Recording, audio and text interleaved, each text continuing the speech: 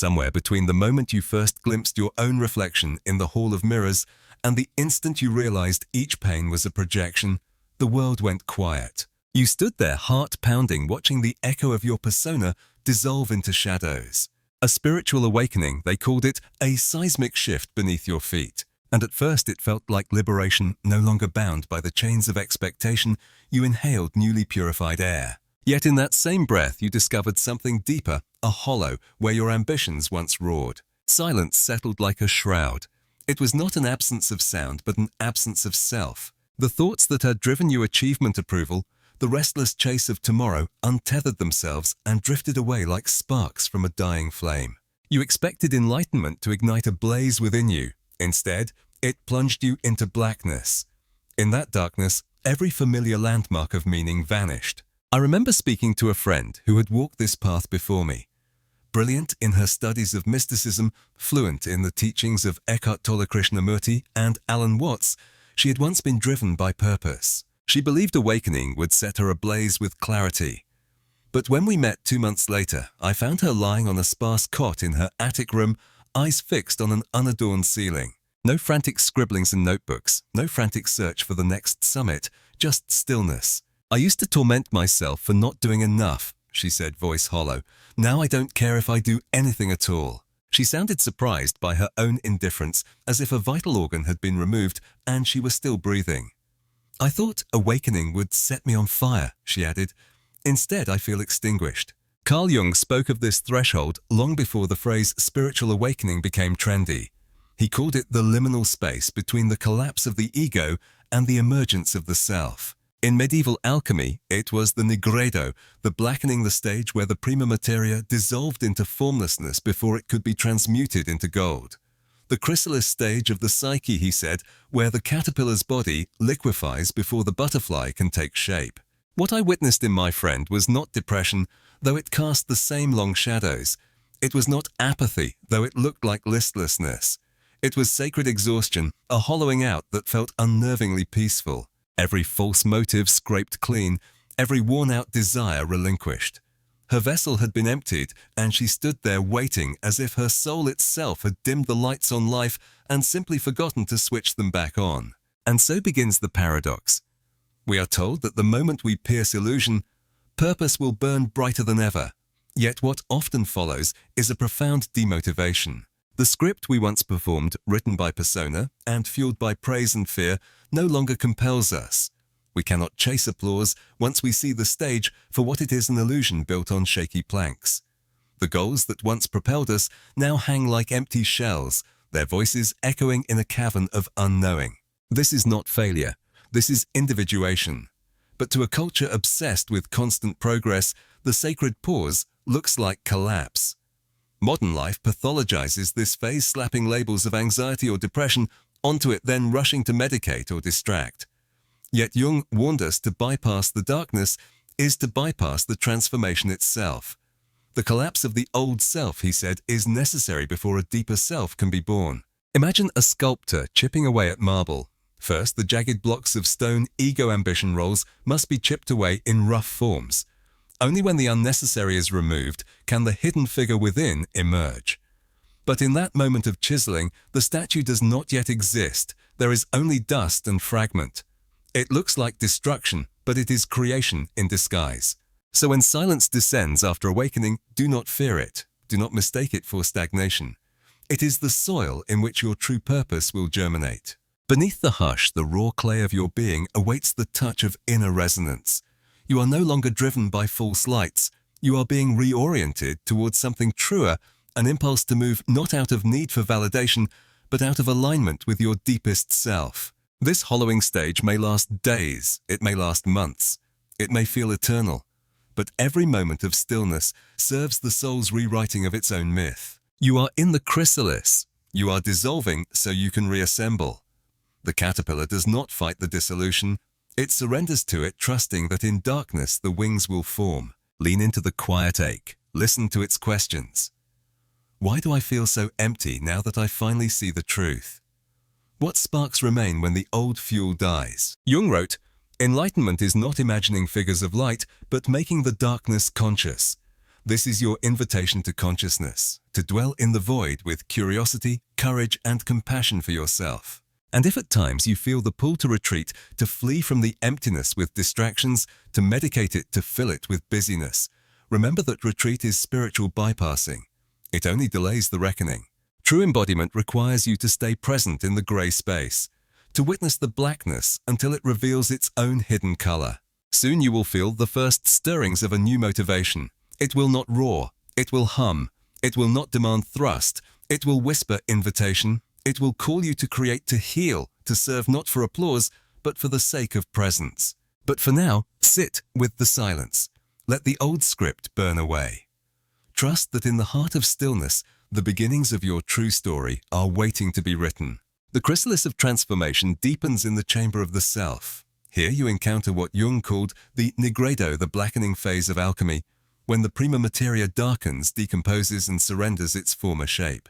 It is a stage of dissolution so profound that even your motivations, those familiar fires that once drove your every decision, flicker into nothingness. To the uninitiated, it looks like apathy.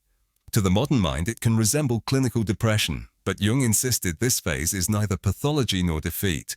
It is the sacred void before rebirth. Consider the metaphor of the pearl. A grain of sand irritates the oyster. The creature secretes layer upon layer of nacre around the irritant.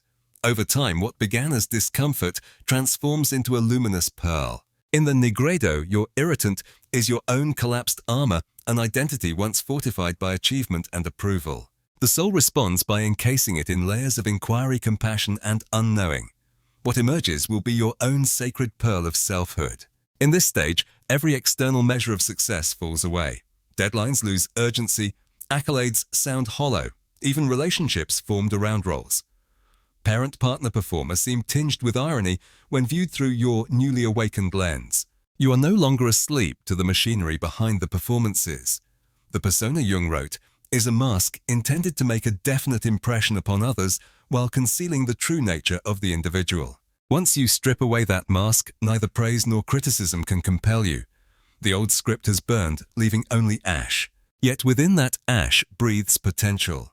What modern culture fails to grasp is that the void is formative, not destructive. It is the psychic soil in which deeper roots can grow. But to allow that growth, you must resist the temptation to numb the experience. Coffee screens busyness.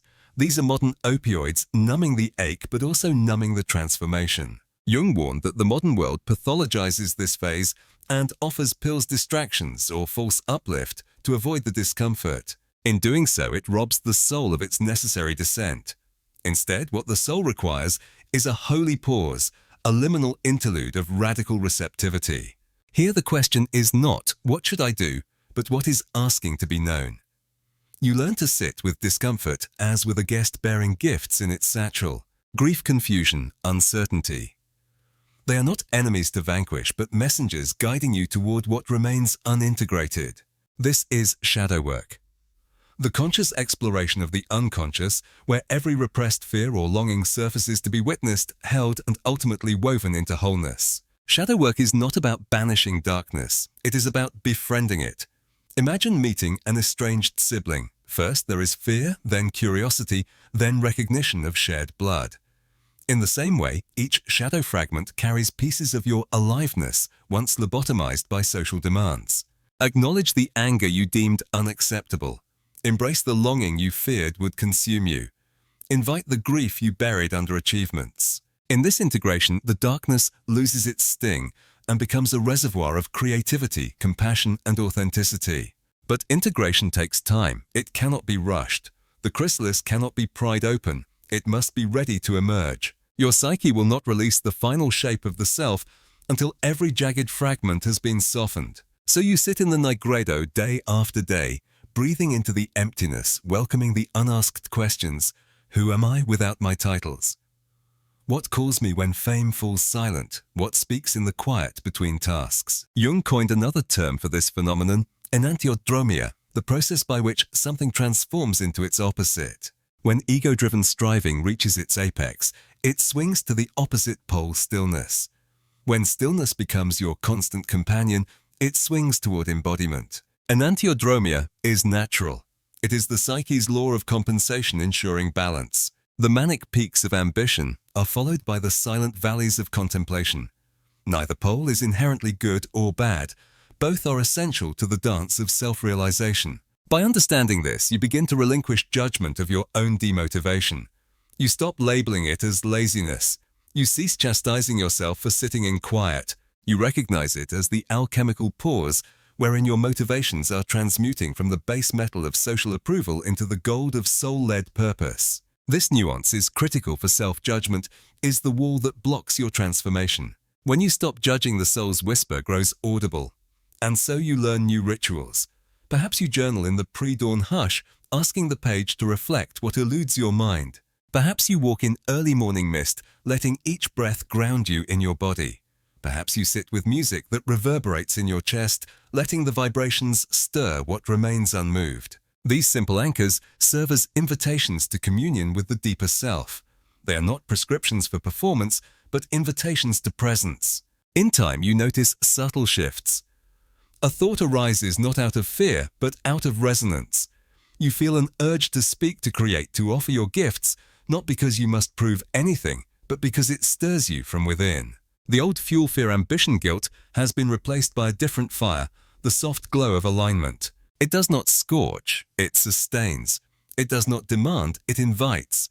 It is sustainable because it is sourced from your true center. Yet the modern world still misunderstands. It expects you to return to form, to re-enter the rat race with renewed verve. When you cannot, you may find yourself alienated. Loved ones may not comprehend that your silence is not withdrawal, but recalibration. Employers may mistake your pause for indifference. The online maelstrom will offer 1,000 distractions to draw you back into persona-based living. Remain vigilant. Remember that the chrysalis is meant to last until the wings are ready. And so you cultivate boundaries. You honor your need for solitude. You decline invitations that feel hollow. You turn away from media that numbs. You surround yourself with companions who respect your process. And in doing so, you begin to sense the contours of what will emerge, a self no longer constructed by external standards, but shaped by inner truth. This is the Jungian perspective on the sacred void. It is neither defeat nor dysfunction. It is the psychic threshold where new motivation is birthed. It is the alchemical crucible wherein your shadow is transformed into your guide.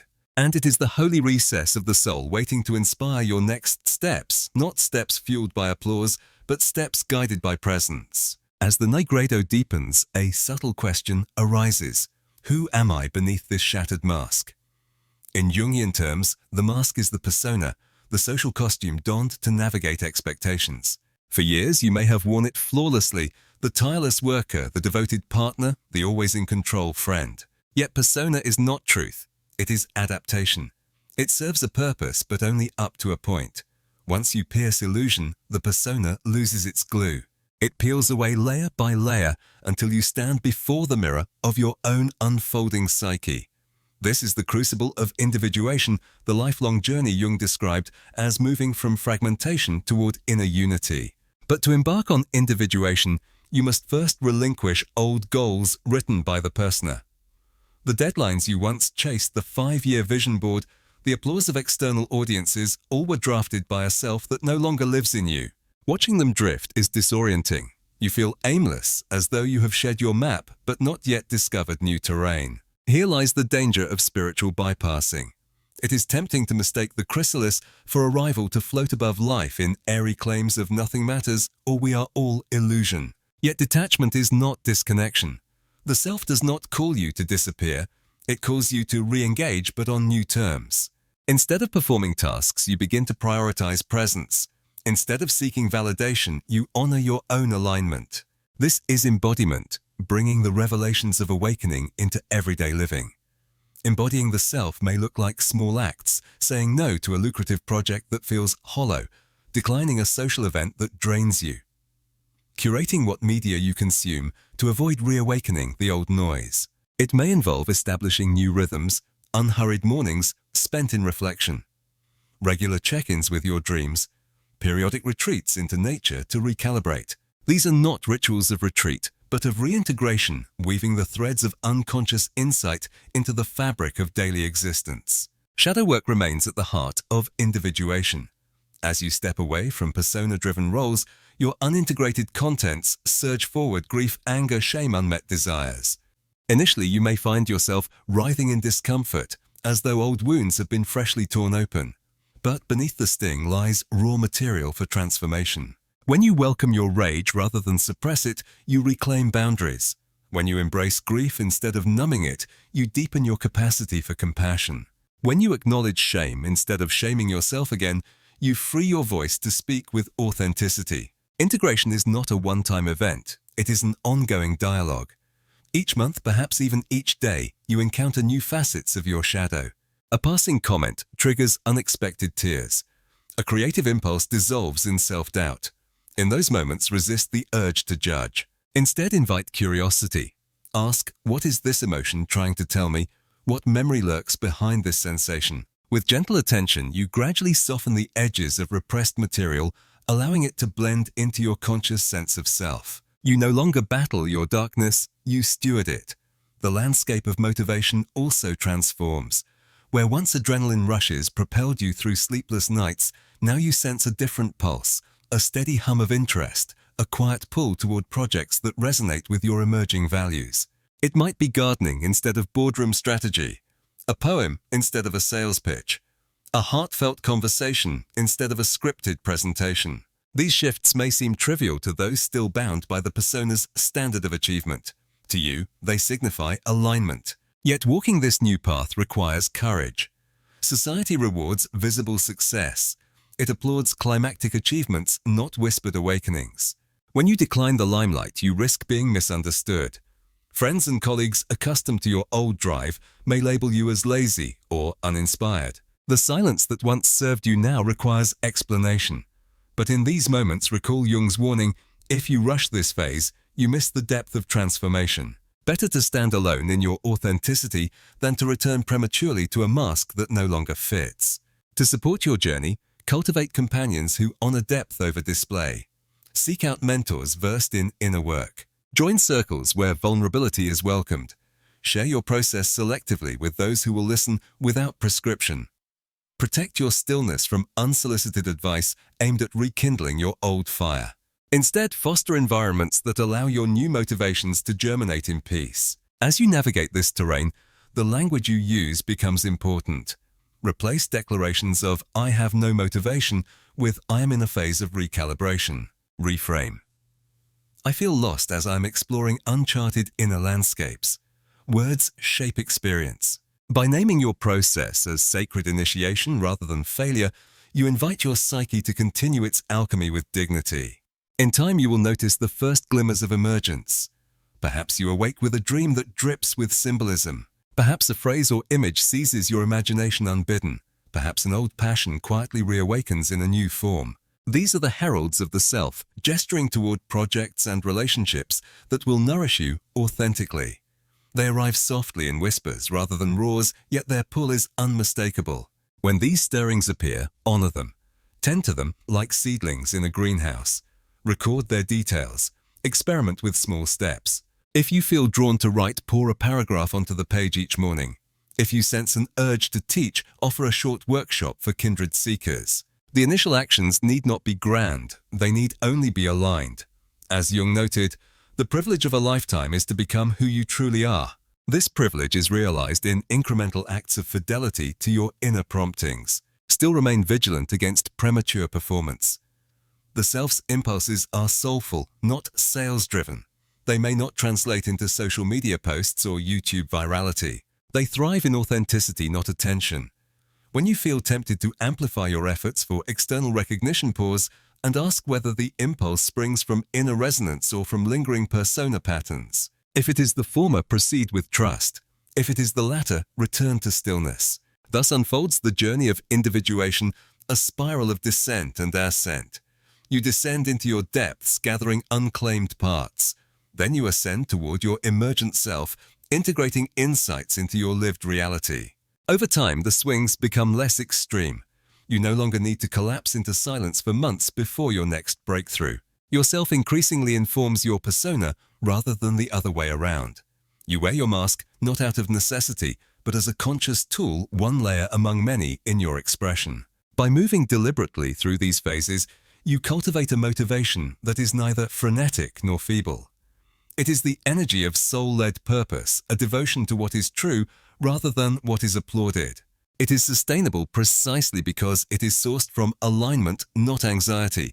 It is the quiet flame that does not flicker in storms, for it is sustained by the deeper winds of inner resonance. Now the chrysalis begins to crack. In the depths of your recalibrated stillness, you feel a gentle stirring, the earliest murmurings of the self calling you forward. It arrives not as a thunderclap, but as a soft pulse, a quiet insistence that something within you is ready to take shape. This is the alchemical emergence, when the prima materia, once dark and formless, begins to coalesce into a new form. Jung described this as the emergence of the self, not an abstract ideal, but a living compass within your psyche. You may notice it first in your dreams, vivid images that resonate with a feeling rather than a literal storyline. Perhaps you dream of breaking through a wall into sunlight, or of sculpting clay with your bare hands, each gesture carrying symbolic weight. Attend to these nocturnal messages, for they carry the blueprint of your unfolding path. Daylight brings its own invitations. You might feel drawn to write a single sentence in a journal, only to discover that 5 paragraphs pour out effortlessly. You might sense an impulse to speak your truth in a conversation that once felt scripted. Or you may find yourself inexplicably moved to create painting, composing, cooking, with an ease you haven't known since before the world's expectations weighed upon you. Notice that this new energy is different from the old. It does not demand that you push through fatigue. It does not arise from guilt or fear. Instead, it hums beneath your ribs, a presence that amplifies your capacity rather than depletes it. When you follow it, you may feel exhilarated and centered at once, as though you are both anchor and sail rooted in your essence while catching the winds of potential. This phase is not without challenges. Old patterns can re-emerge in disguise, testing your commitment to your inner guidance. You may hear the residual voice of the persona whispering, "You're not doing enough," or "This won't amount to anything." When that happens, pause. Breathe. Acknowledge the voice as part of the old system, a conditioned response seeking to reclaim your behavior. Then gently redirect your attention to the subtle pulse of the self, the question, the image, the sensation beckoning you. Cultivate rituals to honor this emergence. Perhaps you begin each morning with a question rather than a to-do list. What aligns with me today? Instead of fixing your gaze on productivity metrics, fix it on small markers of resonance, a moment of clarity, a spark of joy, a sense of connection in conversation. Celebrate these internal signposts as evidence of the self's guidance. As you follow these compass points, your outer life will realign. Projects you once pursued may fall away. New collaborations may organically form.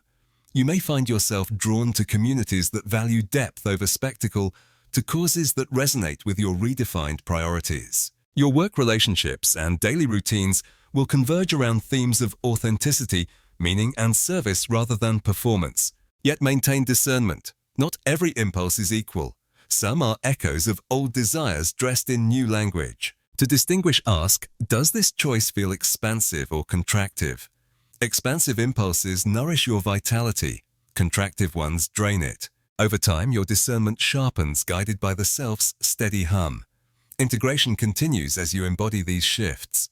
The persona once dominant now becomes a tool rather than a tyrant. You may still don social masks when appropriate professional attire, polite greetings. But these are consciously chosen performances, not unconscious compulsions. You navigate society with the awareness that your true center resides elsewhere, yet informs every action. In relationships, this embodiment brings profound changes. You may outgrow friendships that were bound by outdated roles and find new affinities with those who honor vulnerability and depth. Conversations transform from small talk to exchanges that illumine inner landscapes. Boundaries become intuitive expressions of self-care rather than reactive defenses. Through it all, remember that emergence is not a destination but a process. The chrysalis never truly dissolves. Transformation is cyclical. At times, you may need to revisit shadow work as new layers arise. Old wounds may resurface for deeper integration. Yet each cycle is less tumultuous, for you have developed the skills to navigate liminality with grace. Ultimately, the self's motivation reveals itself as devotion to truth, to presence, to wholeness. It manifests in acts that matter, creating art that touches hearts, guiding others through your hard-won wisdom. Stewarding the planet with mindful responsibility. These acts may not always be visible on social media feeds, but they resonate in subtle ripples across lives. And herein lies the paradox of the awakened life. By stepping away from the rat race, you often achieve your most meaningful impact. When you release frantic striving and align with your inner compass, your actions carry greater influence precisely because they arise from authenticity. In Jungian terms, the shadow's alchemy fuels the self's radiance. What was once repressed becomes a source of power. As you continue walking this path, hold fast to the knowledge that you are never alone in your journey. The collective unconscious hums with archetypal patterns, heroes, lovers, sages, each offering guidance when you tune in. Your process mirrors the mythic quest descent into darkness, confrontation of the shadow emergence as a new being. Your individuality is the unique twist of the universal story. Before we close, a word of compassionate caution. If you ever feel overwhelmed by the shadows or stuck in inertia, seek support. A trusted mentor, therapist, or soul companion can hold space for your exploration. Remember that Jung himself underwent periods of profound turmoil and relied on relationship and ritual to sustain his work. The path of individuation thrives in community as much as in solitude. Now, as you lean into the next chapter of your becoming, carry with you the wisdom of the chrysalis, that emptiness is the birthplace of form, that darkness is the canvas for light, and that the self's whisper is a reliable guide when the world falls silent. Nurture your emerging motivations with tenderness. Celebrate every small step of alignment. And know that by living symbolically, by speaking the language of dreams, symbols, and synchronicities, you contribute to a world hungry for depth, authenticity, and reconnection. This is your invitation to the symbolic life, a life not fueled by ego's demands, but enlivened by the soul's compass. The chrysalis has done its work. The butterfly stirs its wings. The world awaits your flight.